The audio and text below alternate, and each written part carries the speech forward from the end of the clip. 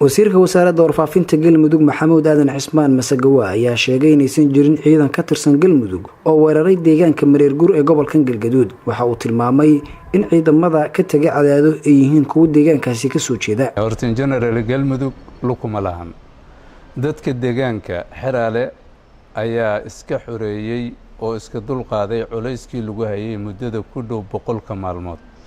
Galmudug dagaalka hadii ay galayso bir hore ay gali lahayd. Galmudug waxay ku mashquulsanaayeen wada hadal iyo dib u heshiisiin iyo si islaaxayn wax lagu dhameeyo.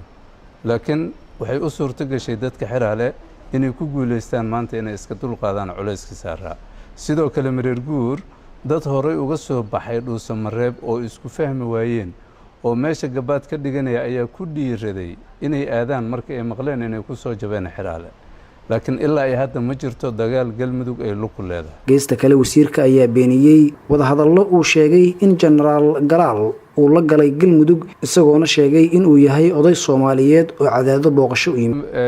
General Galaal markii uu ka tagay meesha wuxuu wareysi siiyay BBC-da isagoo sheeganay inuu dhexdhexaadinayo laba madaxweyne isagoo sheegtay in labada dhinacba maandeed uu ka haysto qoraallo u haystay taasoo ay beenisay ahlu sunna oo ay idaacadaha ka hadleen yiraahdeen ma jirto cid wakiil nooga ah wada hadallada uu sheegay ninka mas'uulka inkastoo ay magaciisa xigan laakiin haddana waxay sheegeen inaan cid wakiil uga wada hadal aanay jirin.